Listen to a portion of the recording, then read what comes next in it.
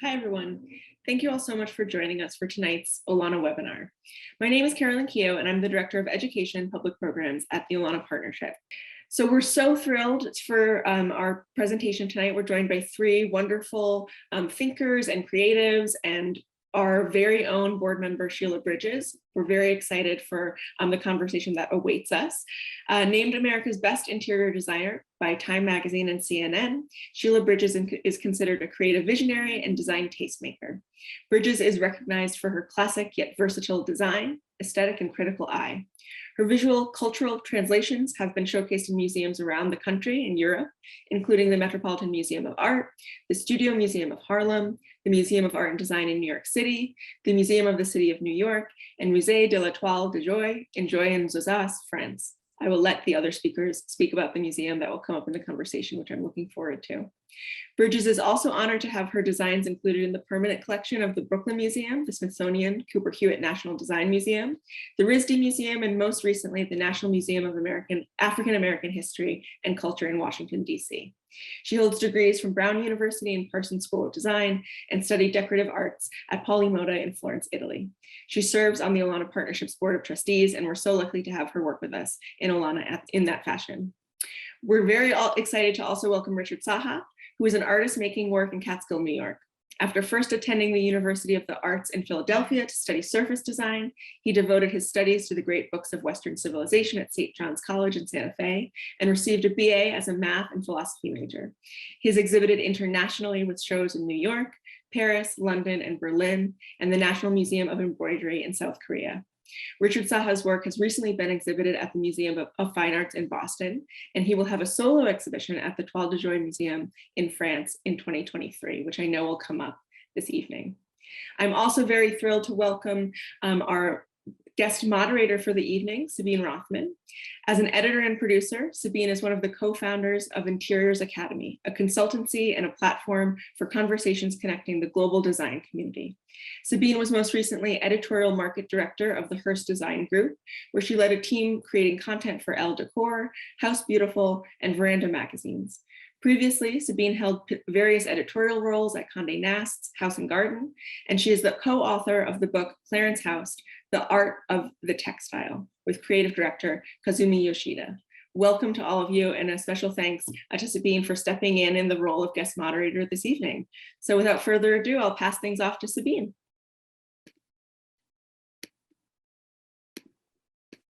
Thank you, Carolyn, for that introduction, and to Olana for having us. I love Olana. We walk there often. And thank you to Richard and to Sheila for being here with us. So just to let you know a little bit, Sheila's going to show a short presentation, then we're going to chat for a moment. Then Richard's going to show a little bit of his work, and then we will continue to speak and have a conversation. And then we will leave some time for questions at the end.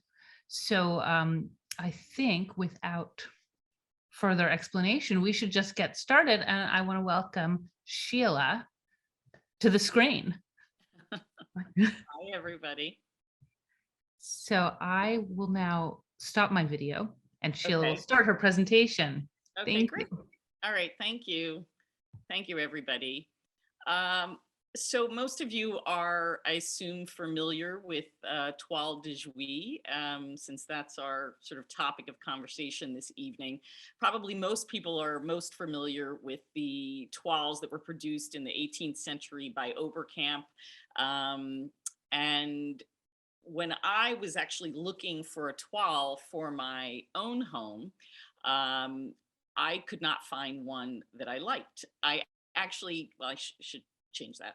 I actually liked a lot of toiles, but I just couldn't pull the plug on one for my home in Harlem. They just didn't speak to me personally.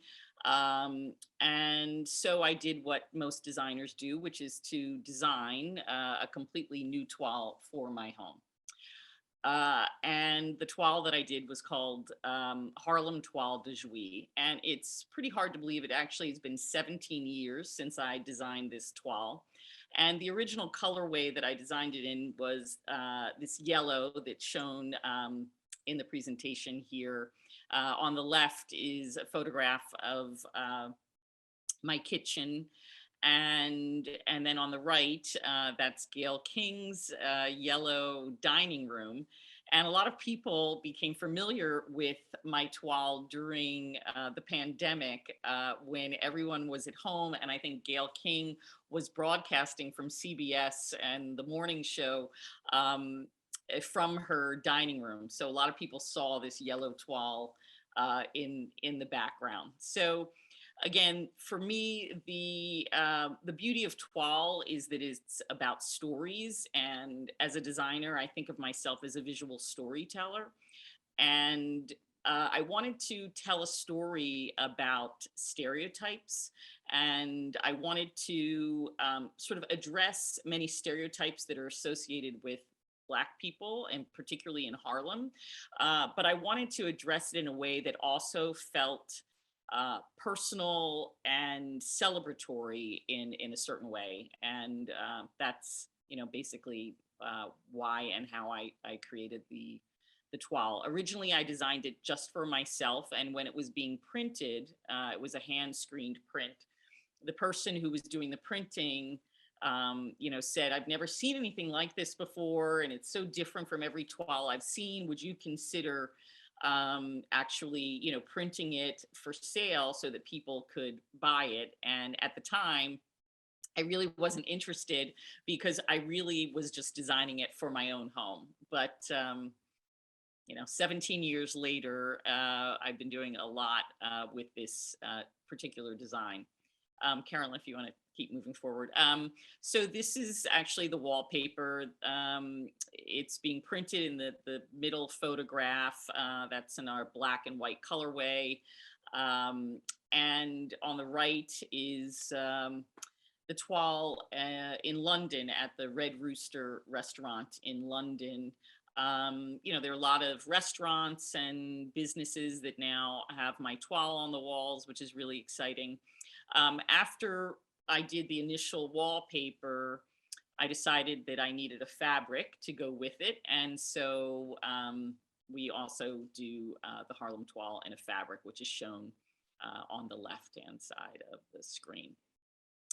So after my Harlem toile, I ventured to design a Hudson Valley toile. I've been in the Hudson Valley for over 20 years. And again, I love to tell stories. And for me, wallpaper and these toiles sort of give me an opportunity to, just sort of share my point of view and, again, tell stories. So this is the Hudson Valley toile, which is actually in the permanent collection of the Brooklyn Museum. In the left, that's actually my bathroom at my home here in the Hudson Valley. And on the right, those are the different vignettes that are set on kind of a gingham background for the toile. If you move forward, Carolyn, these are the two sort of detailed illustrations, which of course include Olana. For me, I couldn't do a Hudson Valley toile and not include Olana. Olana's been a place that I've spent a lot of time, during my tenure in the Hudson Valley. And so I included the illustration on the right of Frederic Church, who is painting power lines and smokestacks. I think anybody who's been in the Hudson Valley for, over a decade, I'm sure is familiar with St. Lawrence cement and how that would have changed the view shed for Olana and the community in general. So that was something that was really important for me to address in the toile. And then on the left, of course, we see Olana in the backdrop, but this was always the view that you sort of see if you were crossing the Rip Van Winkle Bridge. And I think, at that time I was, saying something about sort of tourism and the growth of the Hudson Valley and how so many people were coming to the area and the traffic. And it's so funny because now that toll booth, of course, at the Rip Van Winkle Bridge is no longer there. So one of the things for me that I love one of the reasons I love doing these toiles is that it helps me to sort of document things, which are of course always changing. Carolyn, you can move forward. This is the toile, on an orange. That's one of the colorways that we offer, on an orange and white gingham background.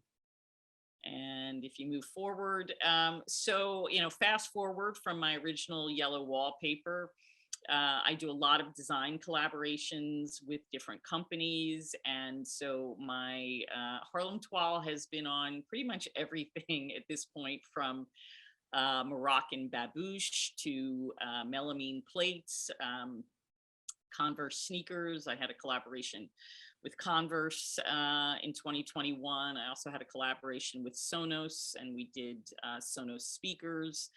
On the top right are window shades for the shade store. And in the middle, those are some furniture pieces with a company called The Inside that makes furniture and screens and all sorts of upholstered pieces. Umbrellas we had for many, many years. We're kind of at the end of that.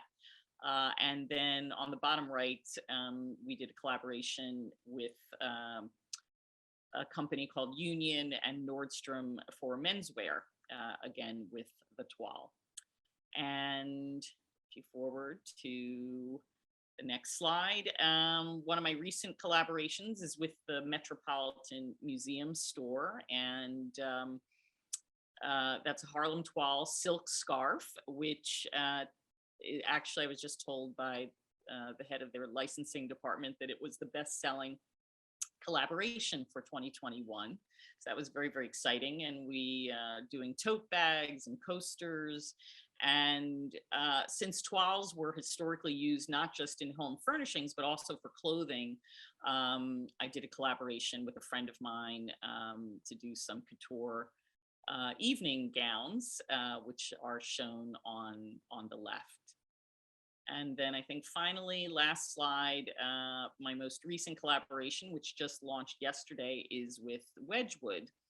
And those items will be available starting in March. And it's really exciting collaboration. I've always collected Wedgewood Jasperware. And so it was really exciting to be able to kind of modernize this fine bone china and introduce my designs and different colorways and different pieces through Wedgewood.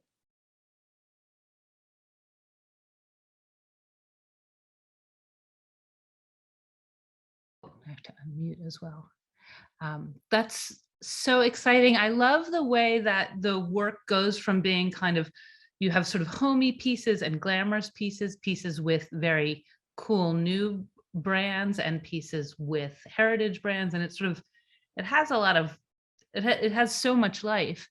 And I think we could invite Richard on too, because one of the things I wanted to sort of start with was, what is it about toile that makes you want to get in there and turn it on its head?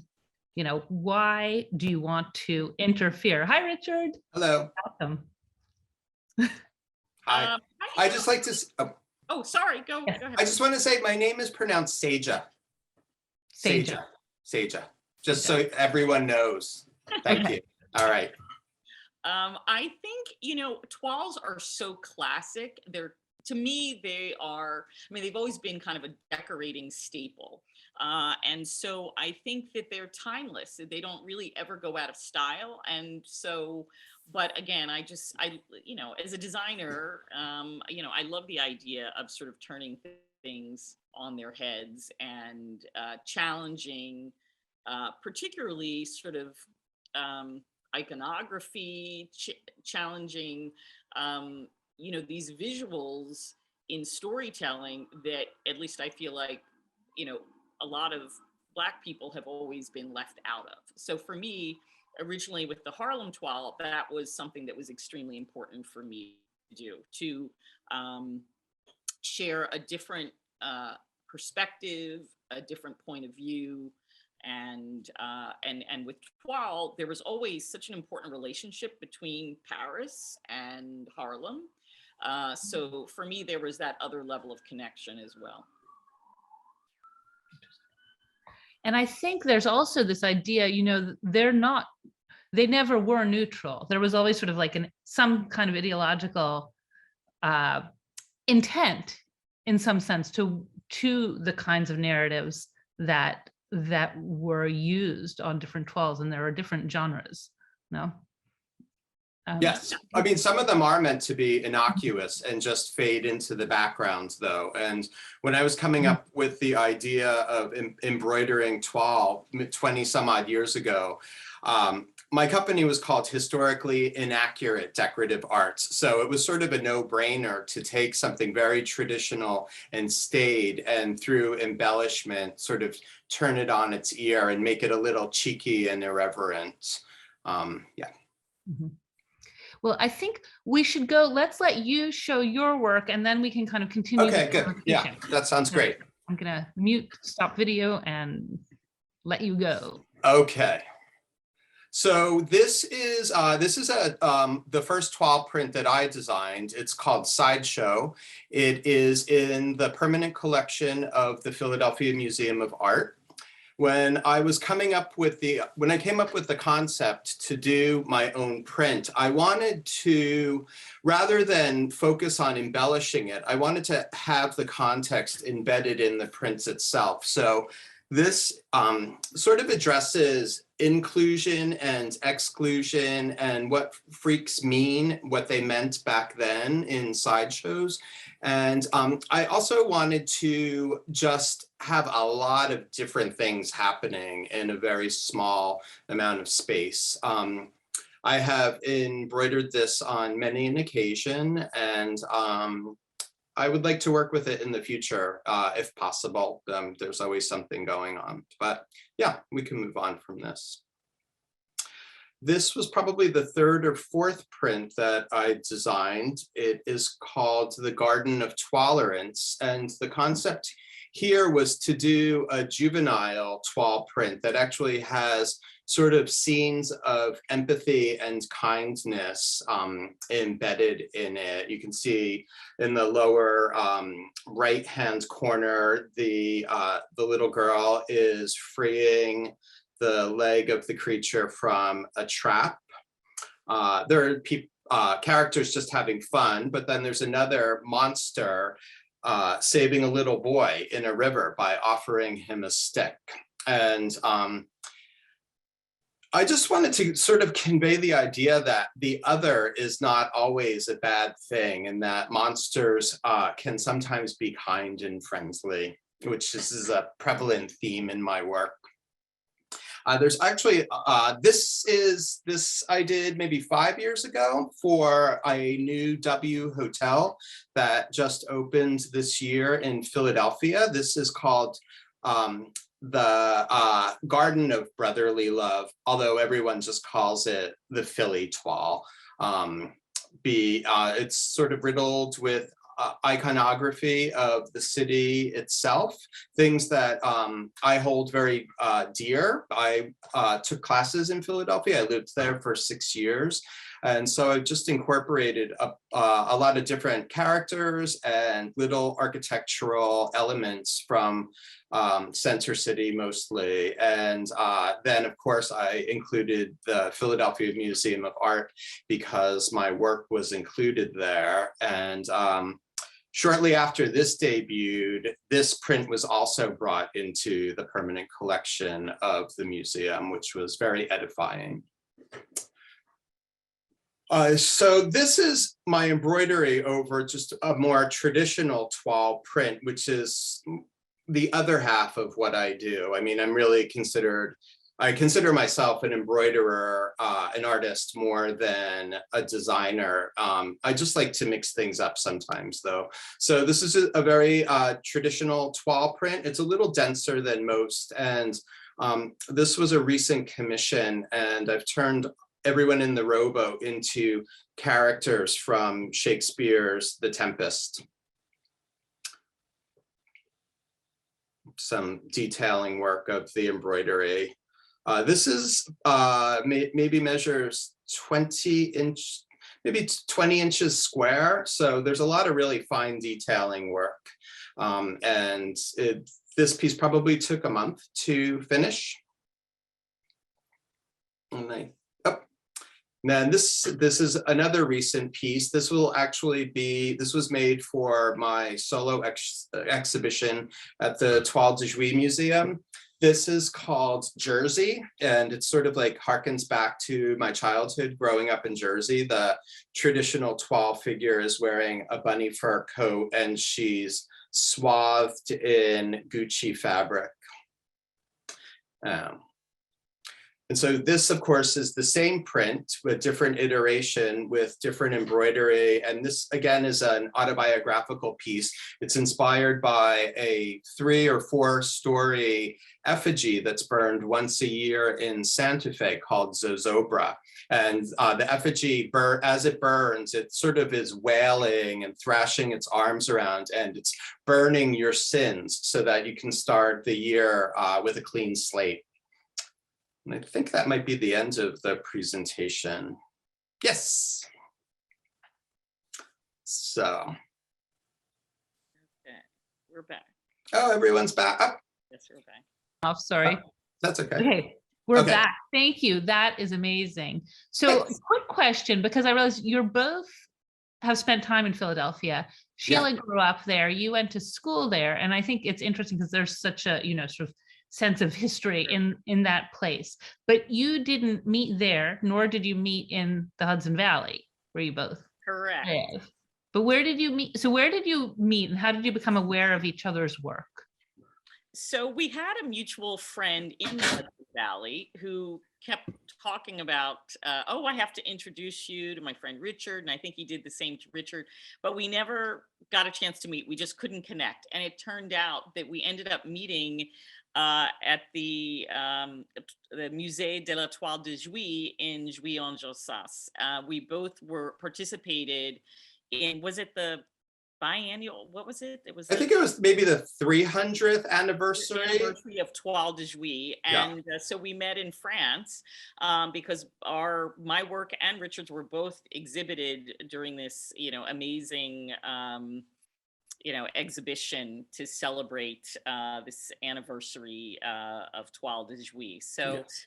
We came a long way from the Hudson Valley. We didn't meet in Philadelphia. We didn't meet in the Hudson Valley, but we met in France, which was great. That's great. And I have to say, it's interesting, and you traveled all the way for that. And one of the things I think is interesting about the work that both of you are doing is that, it's sort of a love-hate relationship with the history in a way. It's like you are subverting it, you are totally embracing that subversion, but at the same time, like, there's a lot of tenderness, there's a lot of appreciation and enjoyment of the genre that you're turning over. I would say that I've grown to love it and appreciate it. It was sort of a throwaway concept when I first started, and the embroidery was very primitive and crass, like graffiti scrawled, and it's evolved over the years, and I've just educated myself, and there are so many incredible prints on the planet, and a lot of them are readily available if you know where to look. So, and I've always tried to be conscious of being respectful with my embroidery and not taking cheap shots. There are people that have asked for very specific things that I would consider crass or vulgar, and I feel like that would be doing the history a disservice to the decorative arts, and I'm not interested in that. Interesting. And Sheila, did you do a lot of research also before designing your first toile and starting to work on that Harlem toile? What were you looking at? Not so much. I mean, I think, again, as an interior designer, I was always exposed to a lot of toiles. And just, traveling to France, for work and being inspired. So, I think I looked at a lot of, historical toiles, generally, things that were kind of more the style of kind of Oberkamp. And, traditionally, they were usually one color They usually had these, depicted kind of bucolic, pastoral scenes, of rural life.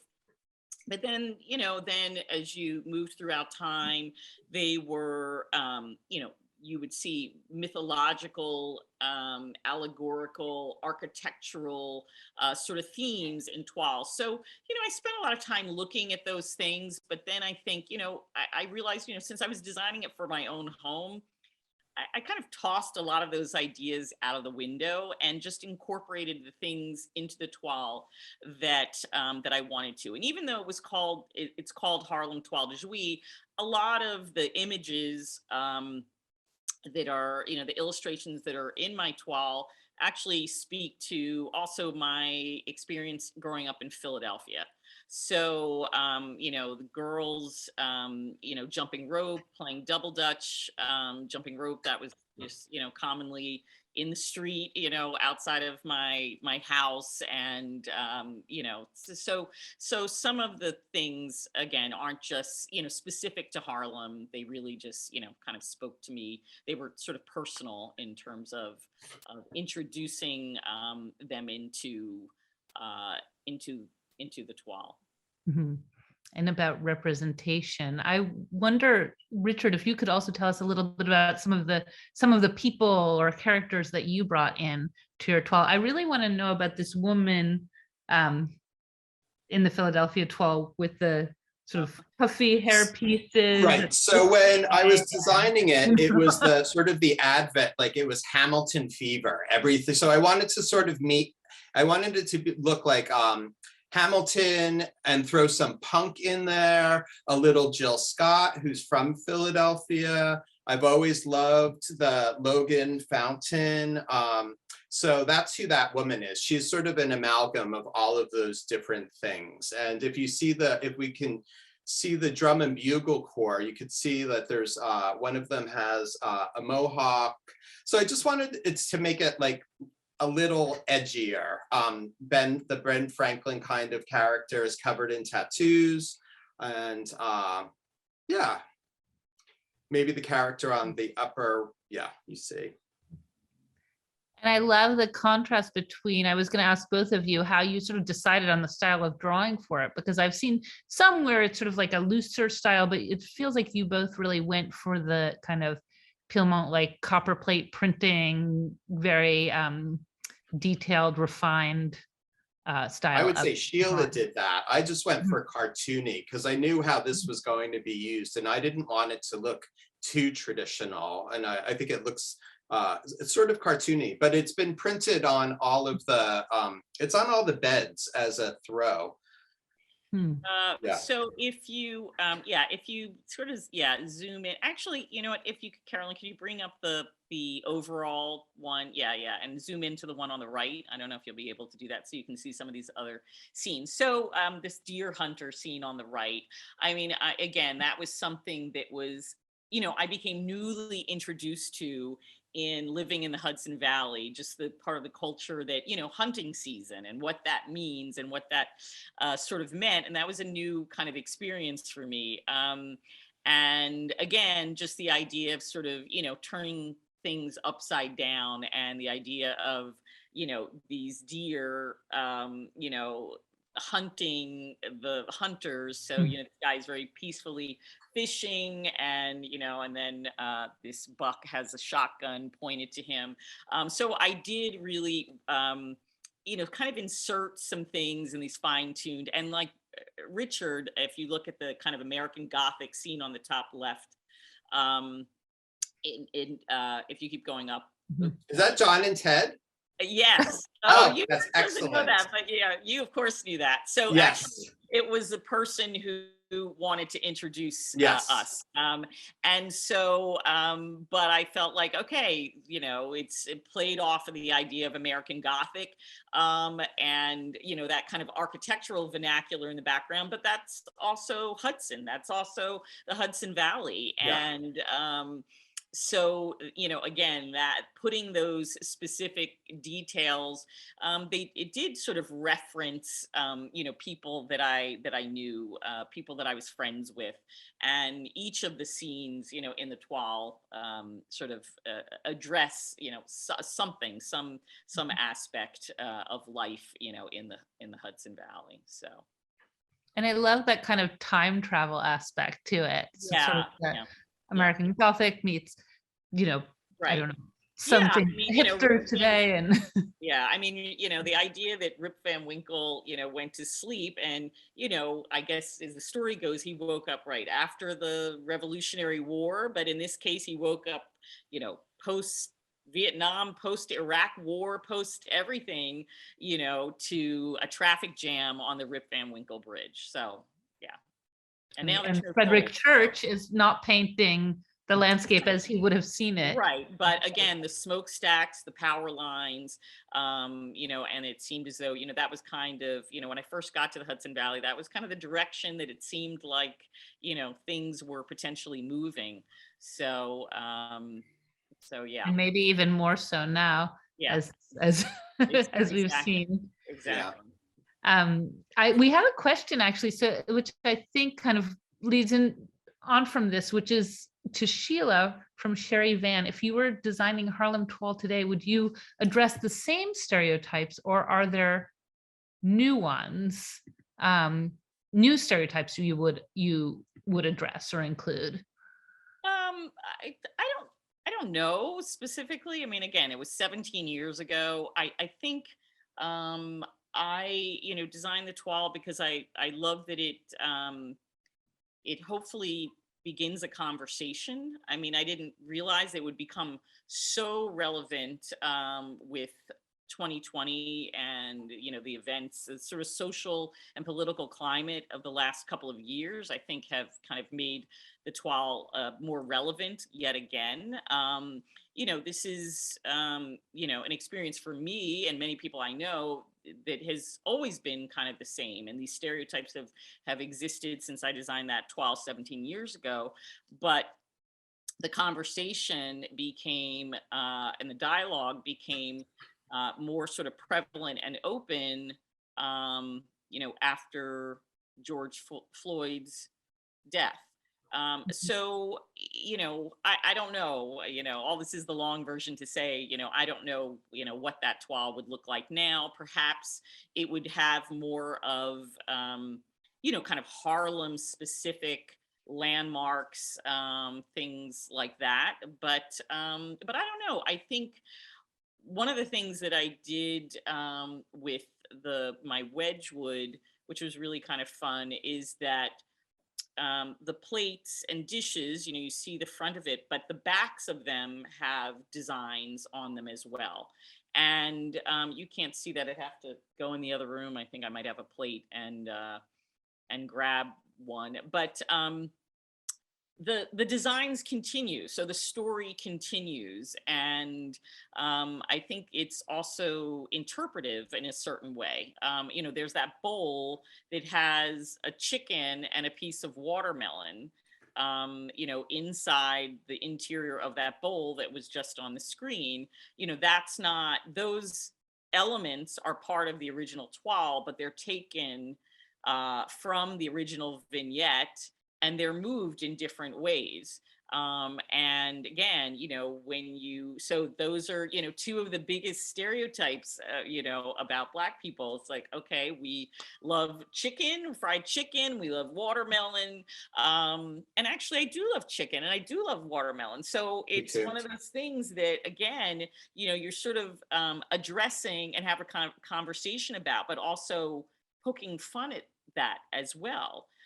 So there's a lot of that, and it's I think, the same way you look at art, it's interpretive. And so people sometimes read, I've talked to people about the toile, and people have read different things into the toile, that I didn't create or see, but how they see it. And that to me is part of what's interesting about it, and why it's had sort of such longevity. Mm-hmm. And I think it's interesting how it goes from this sort of commercial space to even a museum space. And as you said, things have evolved. This design you worked on 17 years ago, just now it's in the Met at the new Afrofuturist room. Correct. And so I wanted to talk to both of you because Richard, you have a museum show, many museum shows coming up, several museum shows, about how seeing the work in that context has changed your view of it, or perhaps not. Perhaps that was always, the goal. For me, it's always edifying to get peer recognition and to have historians appreciate a new print that I've designed and brought into the world. But I wouldn't say that it in any way affects my process or my interest. I tend to work from project to project and just keep moving forward. And I wouldn't say like I would ever design something with the idea that it should be placed in a museum. It's always nice when it happens. It's cake, but it's not the reason I do what I do. Mm-hmm. And how do you decide what projects to take on? This is a question for both of you, because, I imagine that there are quite a few people who would approach you for collaborations, or and they might not always be the right partnerships. How do you decide which ones are? Sheila, do you want to take this one first? Sure. So I think for me, it's about the relationship being, something that's comfortable, but also about the work being authentic. So I don't really partner with anybody whose work is not something that I would live with in my home. So for instance, I have Sonos speakers in my home, so having a collaboration with Sonos, was authentic in that way. I wear Converse Chuck Taylor sneakers, so why wouldn't I want to have my toile, kind of on them? So I think part of it, for me, which is really exciting, is that I think it helps designers realize that you can think outside the box, with your designs, that it doesn't have to be this traditional sort of way. I think, when I started out as a designer, these disciplines were very separate, and it was like you're either fashion design, interior design, graphic design, and now there is sort of this level of sort of fluidity across the board in design. So most designers are interested in design, period. You don't have to be in a specific category of design. And so I'm always inspired by technology and music and culture, and am interested in fashion as well as graphics, as well as so all these things. And what's fun about designing products and doing sort of these toiles is that it gives me an opportunity to really kind of stretch in different areas that I can't do this kind of in my regular client life. I get a chance to really express my views about my experience as a Black woman, my political point of view, and I can't do that when I'm hired by a private client to design their beautiful home. I have to stay within the confines of what I'm kind of hired to do for them, because their house has to represent them. It has really not a whole lot to do with me. Mm-hmm. And Richard, you've taken on, is it when you take on commissions, like I know you've done things for stores, for the hotel, does that feel very different to your, I guess, artwork, for lack of a better word, because it's all artwork, isn't it, really? It is all artwork. It doesn't really feel very different from me. What I will say about the collaborative process for me is that I will only take collaborations on if I feel that I'm going to have the opportunity to learn something new and to do exactly what I want to do and not be dictated to by the person that I mean, really a lot of times when people approach me for a collaboration, that means they have the idea and they want me to realize it for them. Those are the ones I say no to. I like being, I mean, the commission process for me is about someone giving me the opportunity to do what I do for them. And that's the only way I will take on a commission. Yeah. Mm-hmm.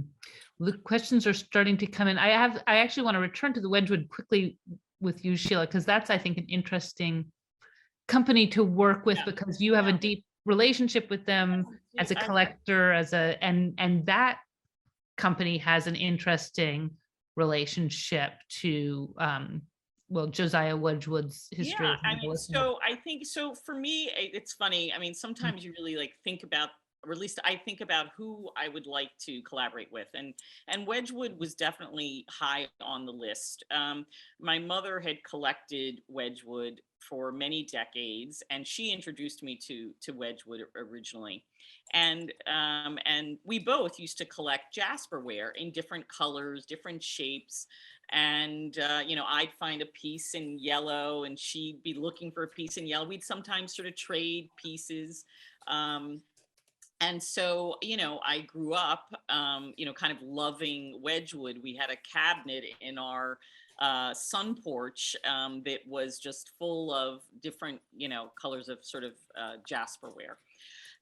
But, several years ago, my mother gave me a Jasperware slave medallion, and that was something I wasn't familiar with. And then, I started to sort of dig in, and, she talked about how my mother was an educator, and she talked about how Josiah Wedgwood was, really very active in the anti-slavery movement in England.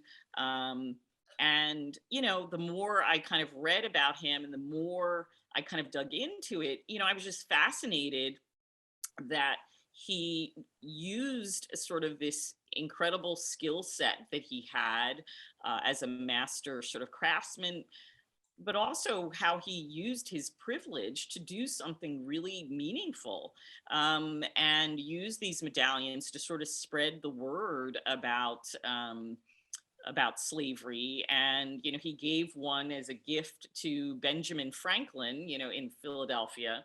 And so there was this, there were all these kind of ties, and I love history. And I think, like Richard, I'm always excited when I can learn something. And I agree, it's exciting to work with companies who come from a different point of view, but are open to collaboration, but bring a different type of expertise, to the table. It's not something that I know about, fine bone china or Jasperware, but it's really exciting to work with these creative teams, when I'm working with different companies, and how we come together and, kind of make these things happen. So, yeah, so the Wedgwood, was really exciting for me, because it is, as you said, it's a heritage brand, it's an iconic brand, and I appreciate, the history of Josiah Wedgwood and what he did. Yes.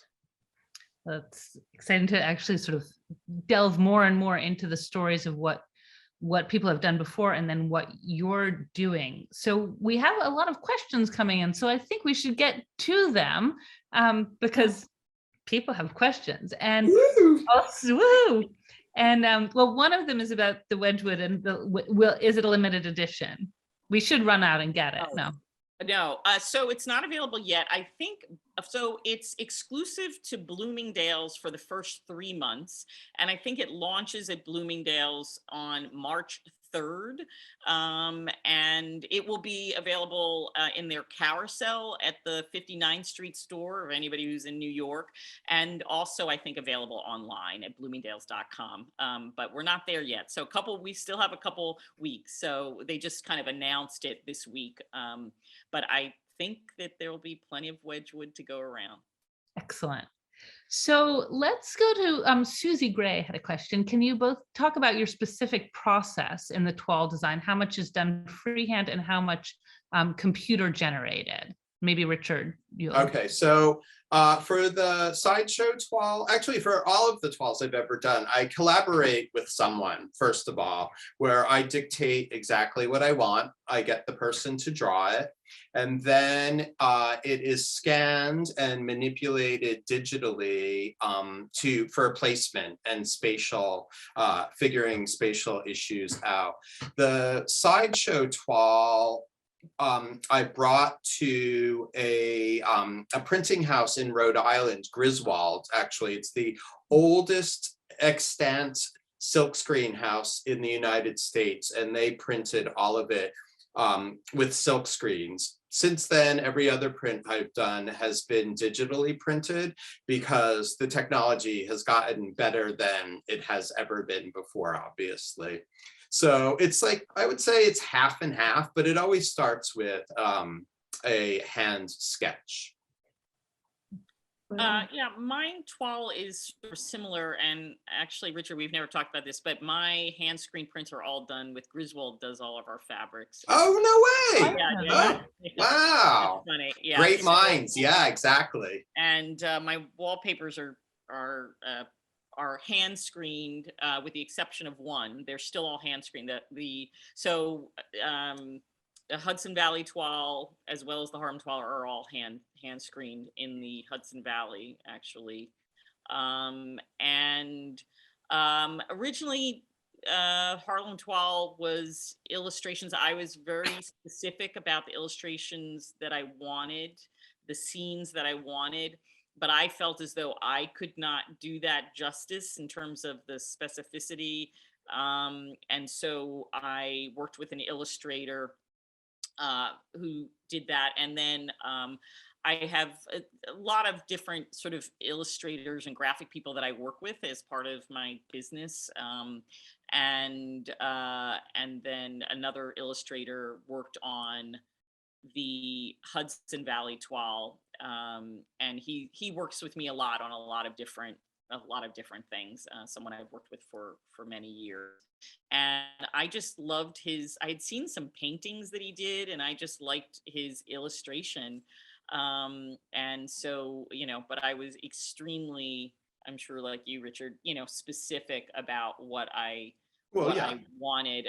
The basketball scene that's in my Harlem toile was from an old book that I had that I think belonged to my dad about Wilt Chamberlain. And so it actually, and Wilt Chamberlain is from Philadelphia, and went to high school in the neighborhood that I grew up in West Philadelphia. But the image was actually taken, it was very famous in the 1970s. It was this sort of sky hook and Kareem Abdul-Jabbar or whatever. And that's actually technically what is kind of in that scene of that basketball scene.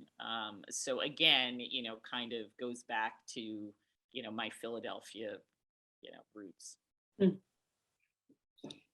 We have a question about the history also, which is, are toiles originally always French? Did other countries interpret, and was it only for the upper classes?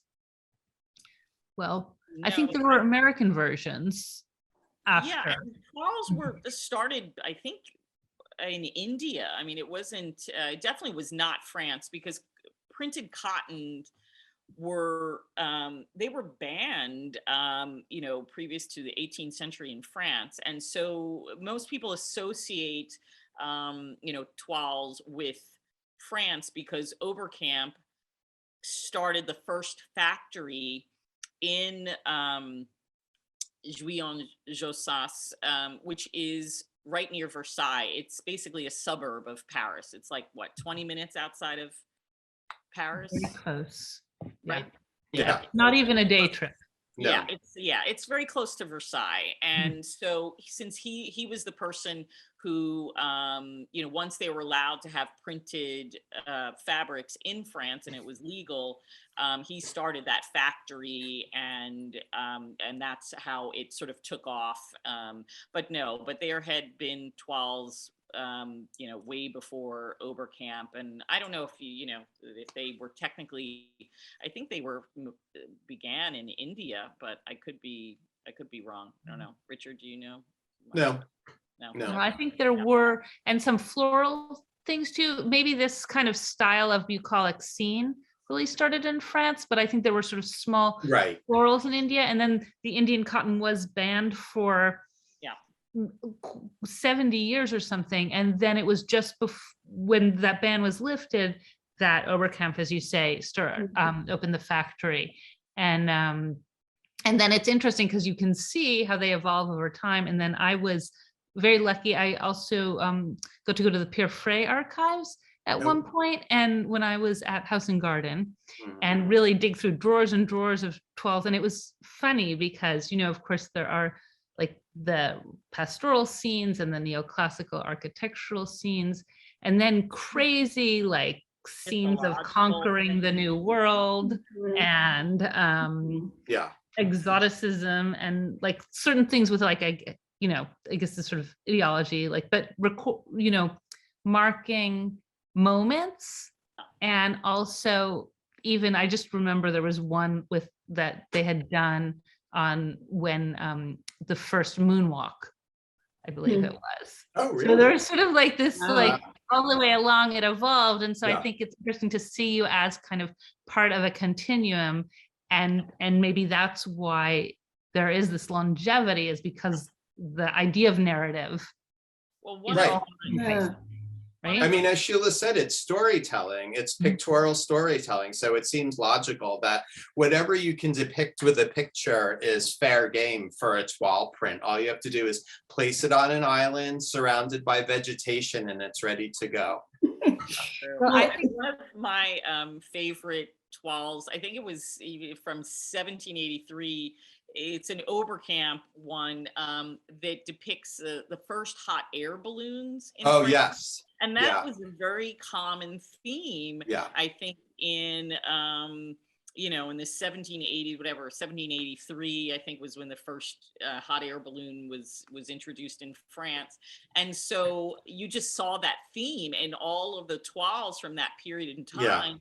It was marking this incredible new technology, this advancement that had happened with the hot air balloon, which, like, didn't they first put like a goat and a duck or something in as opposed to a person to make sure if it crashed that nobody would get hurt. But so, if you look at a lot of those old toiles, again, I think that's what's so interesting, is that it does, at that moment in time, it's a documentation of history.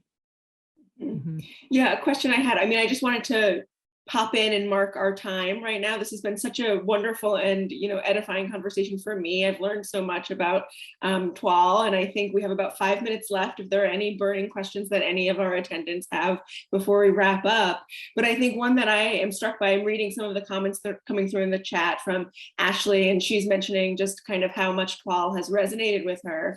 And I think that's a question I have, as a museum educator and as an art historian, why are there certain motifs that really draw on people? And I think, to your point, Richard, it's that aspect of narrative that can be so powerful. Right.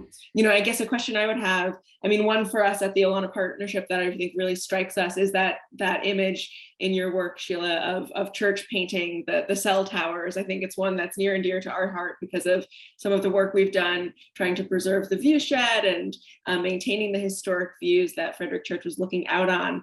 But I guess a question I have for you both is, if there was an image that you would incorporate in a toile of the past 2 years, what would it be? What would be in the continuum? Don't want to put you on the spot, but anything that strikes you as... I mean, I actually thought about doing like a COVID toile.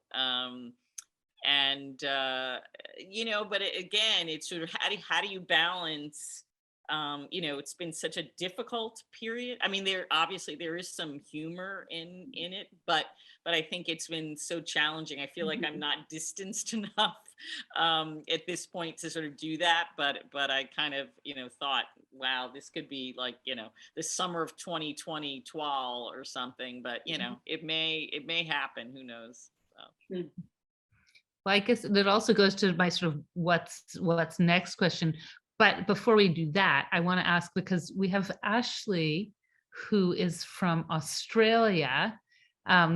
and said she would love a quilting range.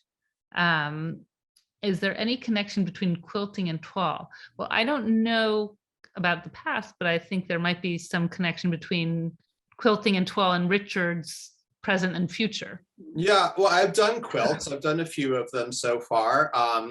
There's one actually that I'm working on now called the reparation quilt, where I'm actually patchworking Indigenous people of color onto more traditional prints that are white people.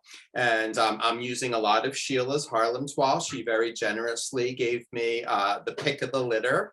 And it's like a very nuanced there are many different levels of meaning by patchworking something onto something else and repairing it. And so I don't want to get too heavy-handed with the metaphor. I think it speaks for itself, but it's something that I'm working on now. It will go to the show in France in April of 2023. And yeah, I'd like to thank Sheila for that. Yeah. Oh, well, thank you for including my toile. Yes.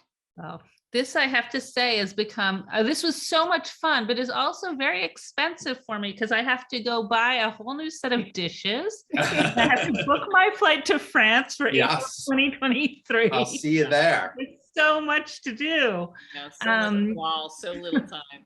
So much toile, so little time. Well, thank you. I guess the sort of last question is if there's sort of any next piece of your story that you want to leave us with.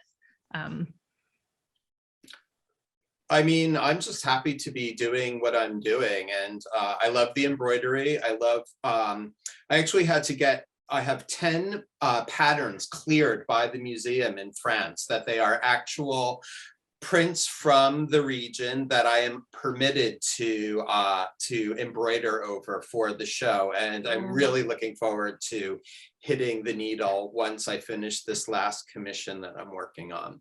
Wow. Yeah. I just want to say I'm so inspired by both of your works. And I think, you know, both of what you're doing and the ways that you're interrogating and navigating with this historical design is very inspiring to me in terms of what we're thinking about and how we're thinking about the history we're working with at Olana. I mean, I think we're constantly thinking about how we can design programming and exhibitions that really showcase this 19th century history in a contemporary light. And so this was a real wonderful, inspiring talk for me. Thank you very much. The connections are firing in the brain. So very appreciative of this moment. I also just want to share that we had a comment from Lee who chimed in that a summer of 2012 handed sensitively would be, I think she's advocating for it. It would tackle social issues and be quite fashionable. So maybe something to think about for the future. All right, sounds good. Yeah, I'll leave that one to you, Sheila. Yeah. I'll let you embroider it after. Okay, deal. It's a deal. Yeah. Okay. All right, sounds good. Thank you, Sabine, for your thoughtful questions. Thank you so much, Sabine. Yeah. Thank you. Thank you for your thoughtful answers and, you know, more. That's all I just want to see more. I love your work so much. I love your work so much. And it was a pleasure to be able to talk to you about it. Great. Let's do it again. Do it again. Yeah. Okay. And for everyone, we will be posting a recording of this conversation on our website, so stay tuned. And yeah, thank you for joining us this evening. Great. Bye, Thank you, everyone, for coming. Thank you for coming. Thank you. Thank